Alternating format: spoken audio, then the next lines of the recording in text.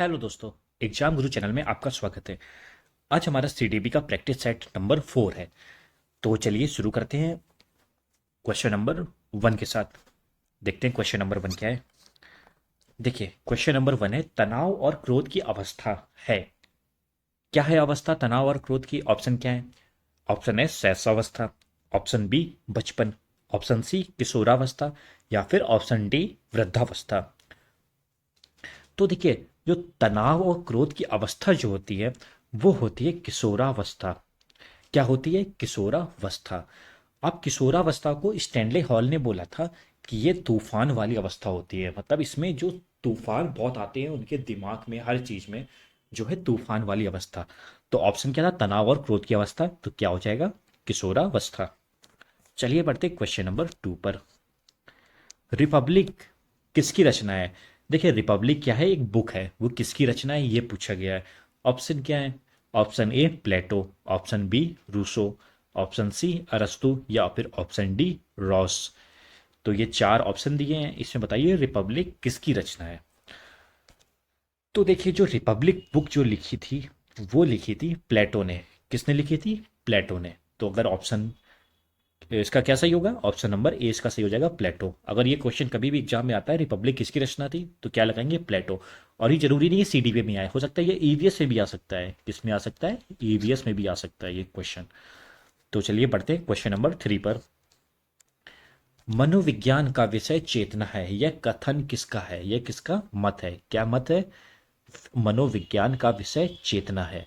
तो इसके ऑप्शन क्या है? ऑप्शन ए क्या है? प्लेटो, ऑप्शन बी अरस्तु, ऑप्शन सी मैकडूगल, या फिर ऑप्शन डी विलियम जेम्स। देखिए हम लोगों ने पढ़ा था प्लेटो ने क्या लिया था। प्लेटो ने रिपब्लिक बुक लिखी थी, ठीक है। और मैकडूगल ने ये संवेगात्मक जो प्रवृत्तियां दी थी उसके जनक हैं मैकडूगल। और जो ऑप्शन डी है वो कथन इन्हीं का ही है। जो क्या कथन इनका है? मनोविज्ञान का विषय चेतना है। ये कथन किसका है? ये कथन है विलियम जेम्स का। तो इसका ऑप्शन क्या हो जाएगा? ऑप्शन नंबर डी हो जाएगा, विलियम जेम्स। याद रखिएगा किसका, किसने बोला था ये? विलियम जेम्स ने। क्या बोला था? मनोविज्ञान का विषय चेतना है। क्या है मनोविज्ञान का विषय? चेतना। अब देखिए क्वेश्चन नंबर 4 क्या है। श्याम पट्ट लिखते समय सबसे महत्वपूर्ण क्या है? ऑप्शन क्या है? अच्छी लिखावट, लेखन में स्पष्टता, बड़े अक्षरों में लिखना, या फिर छोटे अक्षरों में लिखना। तो देखिए, इसमें हमेशा बच्चा दो चीजों में कंफ्यूज रहता है इन ऑप्शन में। एक होता है अच्छी लिखावट, एक होता है लेखन में स्पष्टता। लेकिन जब सीटेट में एक क्वेश्चन आया था ना, तो बहुत बच्चों ने इन दोनों ऑप्शन में कंफ्यूज रहे थे। किसी ने लगाया लेखन में स्पष्टता, किसी ने लगाया अच्छी लिखावट। लेकिन जब सीटेट ने जो आंसर माना था वो किसको माना था? वो माना था ऑप्शन नंबर ए को, अच्छी लिखावट को। तो अगर क्वेश्चन आ जाए सीटेट में तो क्या लगाएंगे? अच्छी लिखावट। क्योंकि जब अच्छी लिखावट होगी तभी तो बच्चा समझ पाएगा क्या लिखा है अपने। ठीक है, तो ऑप्शन क्या लगाएंगे? अच्छी लिखावट। चलिए पढ़ते हैं क्वेश्चन नंबर 5 पर। क्वेश्चन नंबर 5 क्या कह रहा है? देखिए, जब विकास की किसी विशेष क्षेत्र में बच्चे की क्षमता कम होती है तो वह, ऑप्शन क्या है? उसके समग्र विकास को प्रभावित नहीं करता है। इसका मतलब विकास के किसी भी क्षेत्र में देरी नहीं है, विकास के सभी क्षेत्र पर प्रभाव पड़ता है। या फिर ऑप्शन डी, बच्चे पर कोई प्रभाव नहीं पड़ता है। अब देखिए क्वेश्चन समझिए ध्यान से। जब बच्चे विकास के किसी विशेष क्षेत्र में, बच्चे की क्षमता क्या हो गई? कम हो गई किसी विशेष क्षेत्र में। अगर किसी भी क्षेत्र में उसकी बच्चे की क्षमता कम हो जाती है तो उसका प्रभाव बच्चे के सारे क्षेत्र में पड़ता है, बच्चे के विकास के सारे क्षेत्र पे पड़ता है। तो इसका ऑप्शन क्या हो जाएगा? इसका ऑप्शन हो जाएगा ऑप्शन नंबर सी। ठीक है, बढ़ते हैं क्वेश्चन नंबर 6 पर। विकास के विषय में निम्नलिखित में से कौन सा कथन सही है? अब देखते हैं कौन सा कथन सही है।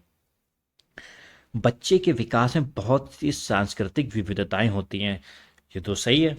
ऑप्शन बी क्या है? संसार में सभी बच्चों का विकास एक ही क्रम में और सुनिश्चित समय में होता है। देखिए कभी भी एक क्रम में नहीं होता है, उनमें कुछ ना कुछ विभिन्नता होती है। हम लोगों ने देखिए चैप्टर पढ़ा था व्यक्तिगत विभिन्नता यानी कि इंडिविजुअल डिफरेंस, उसमें बताया गया था। तो ऑप्शन बी तो नहीं होगा, इसको तो काट देना है। सी क्या है? विकास सुरुचिपूर्ण, सुव्यवस्थित समूह की अवस्थाओं में पूर्व निश्चित अनुवांशिक घटकों के कारण होता है। देखिए, पूर्व निश्चित शब्द जो लिखा है वो गलत है। मतलब पहले से निश्चित थोड़ी होता है विकास कैसा होना है, वो तो जो समय के साथ साथ अपने आप होता जाता है, वो निश्चित नहीं है, पूर्व निश्चित नहीं है, तो ये भी ऑप्शन नहीं होगा। और डी ऑप्शन क्या है, विकास एक सरल और एक दिशीय प्रक्रिया है। देखिए एक दिशीय नहीं है, वो चारों तरफ फैलता है विकास, तो ये भी नहीं होगा। जो सबसे अच्छा ऑप्शन है वो ऑप्शन नंबर पहला है, ऑप्शन नंबर ए। बच्चों के विकास में बहुत सी सांस्कृतिक विविधताएं होती है, बिल्कुल सही ऑप्शन है ये, तो इसका ऑप्शन हो जाएगा ऑप्शन नंबर ए। बढ़ते हैं क्वेश्चन नंबर 7 पर। विकास शुरू होता है, बताइए आपका डेवलपमेंट कब शुरू हुआ था। देखिए जो बच्चे का डेवलपमेंट शुरू होता है वो कब होता है, वो होता है गर्भावस्था में। जब वो गर्भ में होता है तभी से उसका विकास शुरू हो जाता है। तो इसका ऑप्शन क्या होगा, ऑप्शन देख लेते हैं, शैशवावस्था। ऑप्शन बी क्या है, बाल्यावस्था। ऑप्शन सी बाल्यावस्था के बाद की अवस्था, या ऑप्शन डी प्रसव पूर्व अवस्था। तो ये है प्रसव पूर्व अवस्था, यानी कि पैदा होने से पहले की अवस्था, यानी गर्भावस्था। तो इसका ऑप्शन क्या हो जाएगा, ऑप्शन नंबर डी प्रसव पूर्व अवस्था। बढ़ते हैं क्वेश्चन नंबर 8 पर। किशोरावस्था के संबंध में निम्नलिखित में से कौन सा कथन सबसे उपयुक्त है, किसके संबंध में, किशोरावस्था के संबंध में। अब पढ़ते हैं ऑप्शन। भावनात्मक उथल पुथल की घटनाओं में वृद्धि। देखिए ये तो होता ही है, पढ़ाई के प्रति लापरवाह स्वभाव स्वभाव ठोस कार्यों में सोच प्रतिबिंबित होने लगती है, इंटेलिजेंट कोशिएंट में अचानक वृद्धि। देखिए इसमें पूरा सबसे उपयुक्त क्या है, जो उनके इमोशनल जो होते हैं, इमोशंस होते हैं, उसमें बहुत उथल पुथल होने लगती है जब किशोरावस्था में। इसको बोलते हैं तूफान की अवस्था, इसको बोलते हैं तनाव और क्रोध की अवस्था। तो इसका ऑप्शन हो जाएगा ऑप्शन नंबर ए, भावनात्मक उथल पुथल की घटनाओं में वृद्धि। अब बढ़ते हैं क्वेश्चन नंबर 9 पर। National society of college teacher of education संस्था कहाँ पर है, कौन सी संस्था कहाँ पे है, national society of college teachers of education. देखिए ये संस्था है यूएसए में, कहाँ पर है, यूएसए में। तो अगर ये ऑप्शन क्वेश्चन आ जाए तो क्या लगाएंगे, अमेरिका, यूएसए। बढ़ते हैं क्वेश्चन नंबर 10 पर। मनोविज्ञान आचरण एवं व्यवहार का यथार्थ विज्ञान है, यह किसका मत है, मतलब ये स्टेटमेंट किसका है।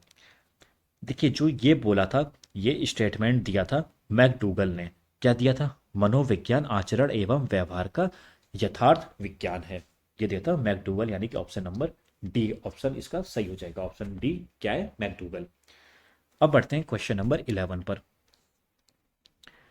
मेंडल ने किस पर प्रयोग किए थे। देखिए मेंडल में बता देता हूं, मेंडल ने किस पर प्रयोग किए थे, मेंडल ने किए थे मटर पर और किए थे चूहे पर। ठीक है, मटर और चूहे पर प्रयोग किए थे, तो इसका ऑप्शन हो जाएगा ऑप्शन नंबर सी, चूहे व मटर पर। बढ़ते हैं क्वेश्चन नंबर 12 पर। क्वेश्चन नंबर 12 क्या कह रहा है, प्रथम आधुनिक शिक्षा मनोवैज्ञानिक कौन थे। देखिए जो प्रथम प्रथम पूछा है, याद रखिएगा, प्रथम क्या है, प्रथम। जो प्रथम आधुनिक शिक्षा मनोवैज्ञानिक थे वो कौन थे, वो थे थॉर्नडाइक, एल थॉर्नडाइक, यानी कि एडवर्ड थॉर्नडाइक। तो इसका ऑप्शन हो जाएगा option number D, Edward Thorndike. बढ़ते हैं क्वेश्चन नंबर 13 पर। 13 क्या कह रहा है, मध्य बचपन अवधि है, मध्य बचपन अवधि कब होती है। ऑप्शन क्या है, 10 वर्ष के बाद, जन्म से 2 वर्ष, ये तो शैशवावस्था होती है, 2 से 6 वर्ष, या 6 से 11 वर्ष। जो मध्य बचपन की अवधि होती है वो होती है 6 से 11 वर्ष, 6 से 11 वर्ष। और 2 से 6 वर्ष होती है, ये पूर्व बाल्यावस्था होती है। और मध्य बाल्यावस्था जो होती है 6 से 11 वर्ष होती है। तो इसका ऑप्शन क्या हो जाएगा, ऑप्शन नंबर डी हो जाएगा इसका। अब बढ़ते हैं क्वेश्चन नंबर 14 पर। क्या दिया है, विकास की गति एक व्यक्ति से दूसरे व्यक्ति में भिन्न होती है, किंतु यह एक खालिस्तान नमूने का अनुगमन करती है। कैसे नमूने का अनुगमन करेगी, देखिए जो विकास होता है वो क्रमबद्ध चलता है और व्यवस्थित तरीके से चलता है। कैसा चलता है, व्यवस्थित तरीके से चलता है। ठीक है, तो इसका ऑप्शन हो जाएगा ऑप्शन नंबर सी, क्रमबद्ध और व्यवस्थित तरीके से होता है विकास। अब बढ़ते हैं क्वेश्चन नंबर 15 पर। क्वेश्चन नंबर 15 देखिए क्या कह रहा है, अंतर्दृष्टि अधिगम। ठीक है, अंतर्दृष्टि अधिगम की समस्या किस स्थिति पर ध्यान दिया जाता है, अंतर्दृष्टि अधिगम में समस्या की किस स्थिति पर ध्यान दिया जाता है। देखिए जो अंतर्दृष्टि अधिगम है वो क्या है, वो गेस्टाल्टवादी है। ठीक है, याद होगा गेस्टाल्टवादी का सिद्धांत आपने पढ़ा था, अंतर्दृष्टि क्या होता है? गेस्टाल्टवादी। अंतर्दृष्टि सिद्धांत किसने दिया था? वो दिया था कोहलर ने। और कोहलर क्या थे? गेस्टाल्टवादी। और गेस्टाल्टवादी किस कॉन्सेप्ट पे बेस होता है? वो होता है संपूर्ण स्थिति, किसी चीज की पूरी स्थिति के बारे में बताते हैं वो लोग, यानी ये संपूर्ण स्थिति का अध्ययन होता है। तो इसका ऑप्शन क्या हो जाएगा? इसका ऑप्शन हो जाएगा ऑप्शन नंबर ए, संपूर्ण स्थिति पर। बढ़ते हैं क्वेश्चन नंबर 16 पर। क्या कह रहा है क्वेश्चन नंबर 16? अपनी कक्षा की व्यक्तिगत विभिन्नताओं से निपटने के लिए शिक्षक को चाहिए कि, ऑप्शन क्या है? ऑप्शन ए, शिक्षण और आकलन के समान और मानक तरीके हों। बच्चों को उनके अंकों के आधार पर अलग कर उनको नामित करें। बच्चों से बातचीत करें और उनके दृष्टिकोण को महत्व दें। विद्यार्थियों के लिए कठोर नियमों को लागू करें। अब देखिए, जो विभिन्नताएं हैं बच्चों की, यानी कि इंडिविजुअल डिफरेंस है, उसको निपटने के लिए बच्चों को क्या कर टीचर को क्या करना चाहिए? तो टीचर को जो करना चाहिए वो है बच्चों से संप्रेषण करें, मतलब बच्चों से बातचीत करें, और जो उनके जो भी विचार है उनको, उनके विचारों को सम्मान दे। ठीक है, यही करना चाहिए उनको। तो इसका ऑप्शन जो हो जाएगा, ऑप्शन नंबर इसका हो जाएगा सी ऑप्शन। देखिए क्या लिखा है, बच्चों से बातचीत करें और उनके दृष्टिकोण को महत्व दें। ठीक है, तो इसका ऑप्शन हो जाएगा ऑप्शन नंबर सी। चलिए पढ़ते हैं अगले क्वेश्चन पर। अपना अगला क्वेश्चन है 17 यानी कि 17। क्या दिया है? आकलन उद्देश्य पूर्ण होता है यदि, यदि पूछा है आकलन उद्देश्य पूर्ण होता है यदि। अब देखते हैं क्या ऑप्शन है। इससे विद्यार्थियों में भय और तनाव का संचार होता है। देखिए ये तो नहीं होगा, निगेटिव पॉइंट हो गया। इससे विद्यार्थियों और शिक्षकों को प्रतिपुष्टि प्राप्त होती है। देखिए ये भी कहीं ना कहीं नहीं होगा। एक मिनट रुक जाइए। इससे विद्या क्या आकलन पूछा है ना, इससे विद्यार्थियों और शिक्षकों को फीडबैक प्राप्त होता है। हाँ देखिए ये हो सकता है ऑप्शन। और इसका जो ऑप्शन होगा ये बी ऑप्शन ही होगा। जब आकलन होता है तो उससे शिक्षकों को क्या प्राप्त होता है? प्राप्त होता है फीडबैक, बच्चों का फीडबैक मिलता है। सी ऑप्शन क्या कह रहा है? यह केवल वर्ष में एक बार वर्ष के अंत में हो। डी ऑप्शन ये विद्यार्थियों की उपलब्धियों में अंतर करने के लिए तुलनात्मक मूल्यांकन किया जाए। जब भी तुलनात्मक जैसा शब्द आ जाए तो वो नहीं होता, वो निगेटिव चला जाता है। तो इसका जो ऑप्शन सबसे सही होगा वो होगा ऑप्शन नंबर बी।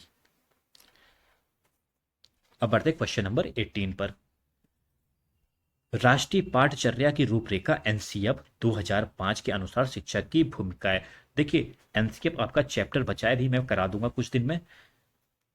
तो अगर आपको शायद आता भी होगा या नहीं आता होगा तो मैं बता देता हूँ। जो एनसीएफ में बोला गया है, जो टीचर की जो भूमिका होती है, टीचर की बोल सकते हैं या अभिभावक की बोल सकते हैं, वो होती है, वो होती है सुविधा दाता की। कैसी होती है? सुविधा दाता की भूमिका होती है। तो इसका ऑप्शन क्या हो जाएगा? ऑप्शन नंबर इसका हो जाएगा डी, सुविधा दाता की। अब बढ़ते हैं क्वेश्चन नंबर 19 पर। अनुसंधान सुझाते हैं कि एक विविध कक्षा में अपने विद्यार्थियों से शिक्षक की अपेक्षाएं विद्यार्थियों के अधिगम, अब देखते हैं क्या है, अधिगम पर महत्वपूर्ण प्रभाव छोड़ती है। अधिगम का एकमात्र निर्धारित होती है, या ऑप्शन सी अधिगम के साथ संबंधित नहीं मानी जानी चाहिए, या फिर ऑप्शन डी पर कोई प्रभाव नहीं छोड़ती हैं। देखिए जो शिक्षिका की अपेक्षाएं होती हैं वो महत्वपूर्ण प्रभाव छोड़ती हैं। तो इसका ऑप्शन हो जाएगा ऑप्शन नंबर ए। और आज का लास्ट क्वेश्चन बहुत अच्छा क्वेश्चन है। मनोविज्ञान को व्यवहार के विज्ञान के रूप में सबसे पहले परिभाषित किसने किया था? किसको परिभाषित किया था?